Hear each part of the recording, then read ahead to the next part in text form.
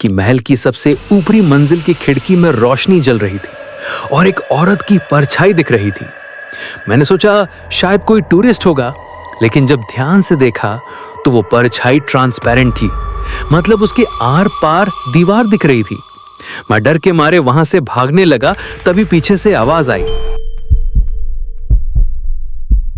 सोचो जरा, अगर मैं तुमसे कहूं कि नेपाल में भी एक ताजमहल है तो शायद तुम पहले यकीन न करो।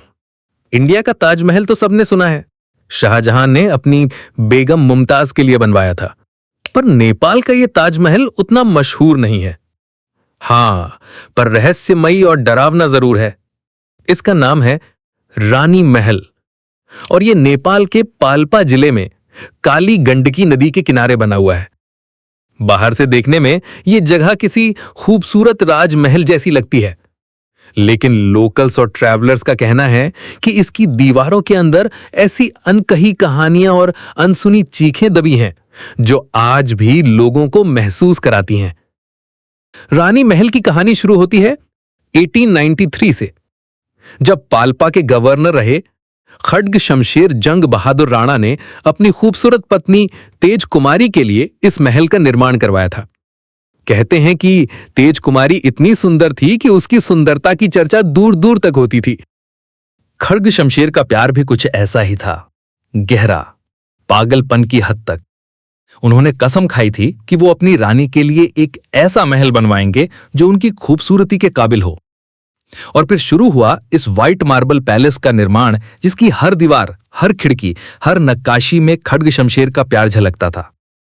मगर दोस्तों, कभी कभी बहुत ज्यादा प्यार भी खतरनाक हो जाता है, और यही हुआ इस कहानी में भी। महल बनकर तो तैयार हुआ, तेज कुमारी और खड्ग शमशेर ने वहां रहना शुरू किया। सब कुछ परफेक्ट था। सुबह नदी किनारे की सैर, शाम को छत पर बैठकर सूरज ढलते देखना, रात को चांदनी में एक दूसरे के साथ वक्त बिताना। लेकिन ये खुशियां ज्यादा दिन नहीं टिकी। अचानक से तेज कुमारी की तबीयत बिगड़ने लगी। पहले हल्का बुखार, फिर कमजोरी, और देखते ही देखते वो बिस्तर से उठने लायक भी नहीं रहीं। खड्ग शमशेर ने नेपाल के कोने कोने से वैद्य बुलवाए, तिब्बत से तांत्रिक आए, भारत से आयुर्वेदिक डॉक्टर्स आए, लेकिन कोई फायदा नहीं हुआ। हर गुजरते दिन के साथ तेज कुमारी की हालत और बिगड़ती गई। एक रात तेज कुमारी ने खड्गा शमशेर का हाथ पकड़ा और कहा, स्वामी, मुझे पता है मेरा अंत नजदीक है, बस एक वादा चाहिए, मेरे जाने के बाद आप दूसरी शादी नहीं करेंगे। खड्गा शमशेर की आंखों में आंसू आ गए। उन्होंने कसम खाई कि वो कभी किसी और की तरफ देखेगा भी नहीं। और फिर वो काली रात आई। सर्वेंट्स ने सुबह देखा कि रानी के कमरे का दरवाजा अंदर से बंद है। कई बार आवाज लगाने पर भी कोई जवाब नहीं आया। जब दरवाजा तोड़ा गया तो अंदर का नजारा देखकर सबके होश उड़ गए। तेज कुमारी की बॉडी बिस्तर पर पड़ी थी। उन्होंने तेज कुमारी को महल के बगीचे में ही दफनाया और कसम खाई कि वो इसी महल में रहेंगे जब तक उनकी मौत नहीं हो जाती। लेकिन यहां कहानी में एक ट्विस्ट है दोस्तों। कुछ पुराने सर्वेंट्स का कहना था कि उस रात उन्होंने खड्गा शमशेर को रानी के कमरे से निकलते हुए देखा था और उनके हाथ में एक गिलास था जिसे उन्होंने जल्दी से फेंक दिया था। तो क्या सच में खड्गा शमशेर ने अपनी ही पत्नी को मारा था? यह सवाल आज भी अनसुलझा है। फिर तेज कुमारी की मौत के बाद महल में अजीबोगरीब घटनाएं होने लगी। खड्गा शमशेर का व्यवहार दिन ब दिन अजीब होता गया। वो रात भर महल में घूमते रहते और किसी अनदेखी शख्स से बातें करते। कुमारी, तुम कहां हो? मैं जानता हूं तुम यहीं कहीं हो, प्लीज मुझसे बात करो, मुझे माफ कर दो। एक सुबह जब सर्वेंट्स महल में आए तो उन्होंने देखा कि खड्गा शमशेर छत से लटक रहे हैं। उन्होंने आत्महत्या कर ली थी और सबसे अजीब बात यह थी कि उनके चेहरे पर एक मुस्कान थी, जैसे वो फाइनली अपनी तेज कुमारी से मिल गए।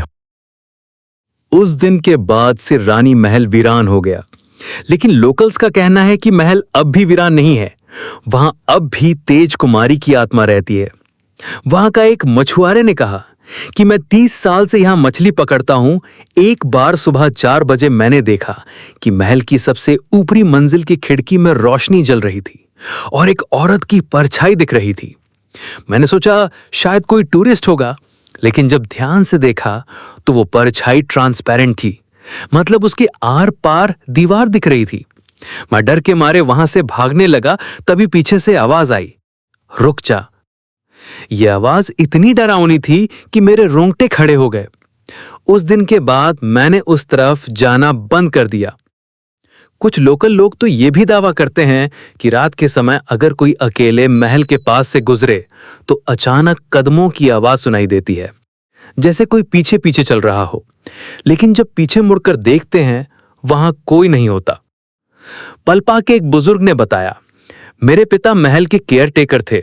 उन्होंने कई बार कहा था कि आधी रात को किसी औरत की सिसकियां सुनाई देती हैं और कई बार लगता जैसे वो किसी को पुकार रही हो, स्वामी स्वामी कर। पर असली खौफनाक किस्सा 1980 में हुआ। तब कुछ स्टूडेंट्स वहां घूमने गए थे। वो लोग मस्ती करते करते रानी महल के अंदर चले गए।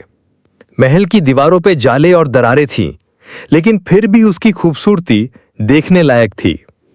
अचानक उनमें से एक लड़के ने मजाक में कहा, तेज कुमारी रानी जी, अगर आपकी आत्मा सच में यही है तो सामने आ जाओ।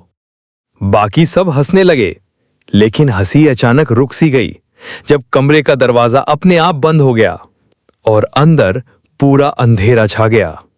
सब लड़के चिल्लाने लगे। उसी अंधेरे में ना किसी के हंसने की आवाज सुनाई दी। सब लोग जोर जोर से दरवाजा ढकेलने लगे, लेकिन दरवाजा खुल ही नहीं रहा था। तभी एक लड़की ने चीखते हुए कहा, वो देखो। सबकी नजर उस टूटी खिड़की की तरफ गई। वहां सफेद साड़ी में एक औरत खड़ी थी। उसका चेहरा धुंधला था, जैसे धुएं से बना हो। कुछ सेकंड बाद दरवाजा अचानक अपने आप खुल गया और सब भागते हुए बाहर निकले। कहते हैं कि उस लड़के की हालत इतनी खराब हो गई कि कई महीनों तक उसे बुरे सपने आते रहे। वो हमेशा कहता, वो औरत बार बार मुझसे पूछती है, मेरे स्वामी को क्यों मुझसे छीना गया। आज भी लोकल्स का मानना है कि रानी महल सिर्फ एक हेरिटेज साइट नहीं, बल्कि एक हॉन्टेड प्लेस है। वहां जाने वाले कई टूरिस्ट्स का कहना है कि उन्हें वहां अजीब आवाजें, अचानक सरसराहट महसूस होती है। नेपाल सरकार ने इसे द ताज महल ऑफ नेपाल का टैग दिया है, लेकिन सच्चाई यह है कि लोकल्स इसे श्रापित महल कहते हैं, क्योंकि वहां हर पत्थर, हर दीवार अब भी उस अधूरी मोहब्बत और दर्दनाक रहस्य को समेटे हुए है। तो दोस्तों, ये थी रानी महल की डॉक्यूमेंट्री टाइप कहानी। आपको कैसे लगी कमेंट में जरूर बताना।